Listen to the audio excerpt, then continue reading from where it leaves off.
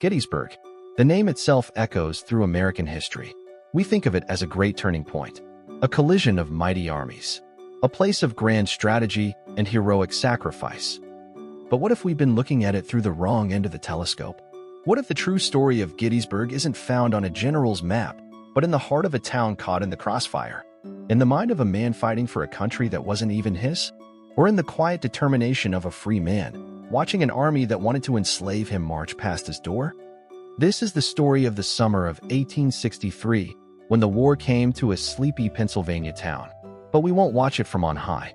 We will live it on the ground, through the eyes of three people whose lives were forever changed. A young woman who saw her home become a hellscape, an Irish immigrant who fought for his new nation, and a free black man who faced the ultimate test of courage. This is their Gettysburg. Day 1, July 1st, 1863.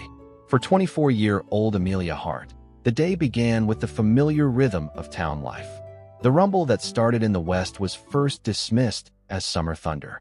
But the thunder grew, and it didn't stop. It was the sound of cannon.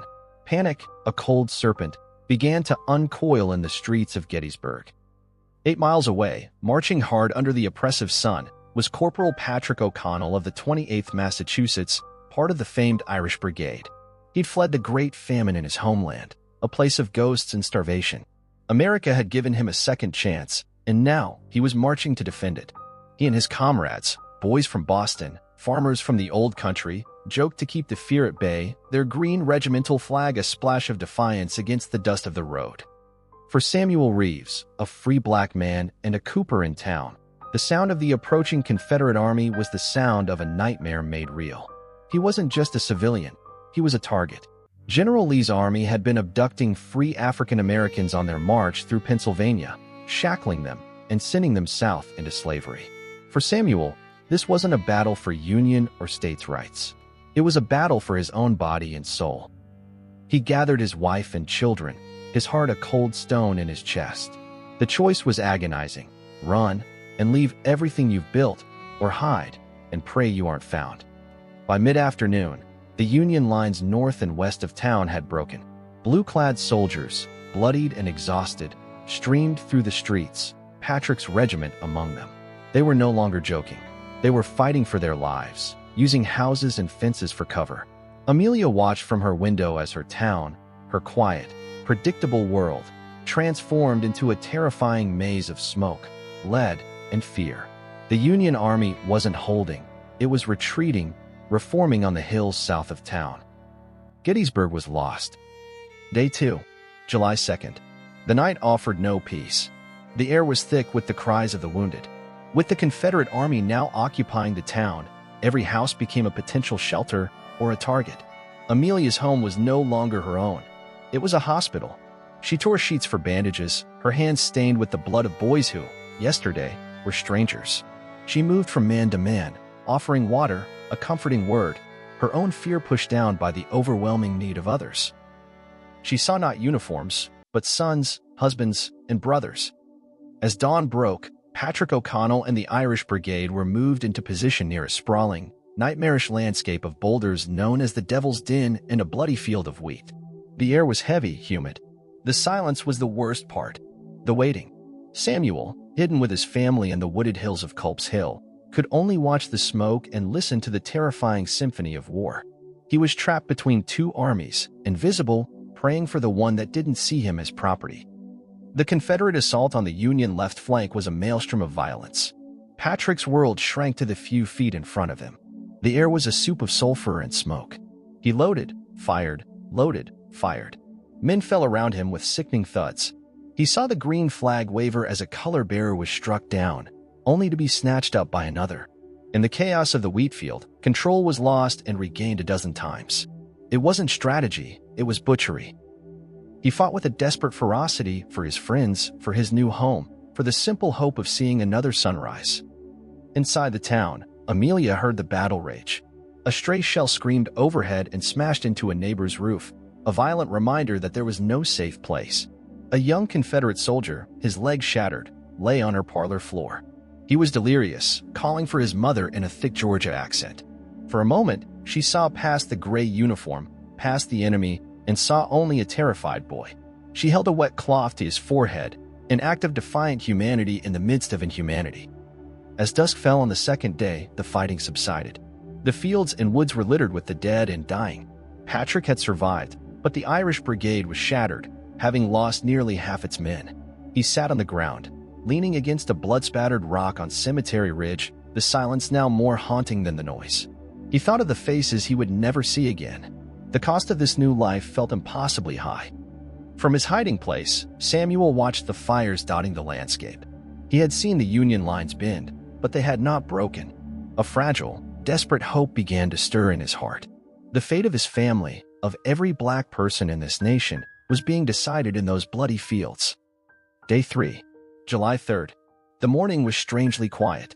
An ominous stillness hung over the fields. Then, at 1 p.m., the world exploded. Over 150 Confederate cannons opened fire on the Union Center on Cemetery Ridge. It was the largest artillery bombardment of the war. For Patrick O'Connell, huddled behind a low stone wall, it was a vision of the apocalypse. The air itself seemed to tear apart. Shells rained down, exploding in fountains of earth and iron. Men hugged the ground, praying, cursing, as the universe was reduced to a single, deafening roar. From her window, Amelia saw the smoke billow and rise, a vast, angry cloud obscuring the ridge. The house shook with each concussion. Dishes fell from shelves. The wounded cried out in new terror. The very air vibrated with violence. Then, after nearly 2 hours, a sudden, terrifying silence. And through the haze, something appeared. It was a line of soldiers stretching over a mile wide. Perfectly dressed, battle flags flying. 12,500 men. Pickett's charge had begun. Patrick peered over the stone wall, his heart pounding against his ribs. It was the most beautiful and terrible thing he had ever seen. They just kept coming, an inexorable gray tide, marching across 3/4 of a mile of open ground. Union cannons, which had fallen silent to cool down, roared back to life, tearing great holes in the advancing lines. But still they came. The Confederates crossed the Emmitsburg Road. They broke into a run. The rebel yell filled the air. Patrick and his comrades rose up, leveled their rifles on the stone wall, and fired. The first gray-clad soldiers reached the wall, and the fighting became a savage, hand-to-hand struggle. Bayonets, rifle butts, fists. It was the high water mark of the Confederacy, a desperate, final surge. But it was not enough. The charge faltered, then broke. The survivors streamed back across the field, leaving thousands of their comrades behind. It was over. The field was covered in a carpet of dead and wounded men. The silence that followed was profound, absolute.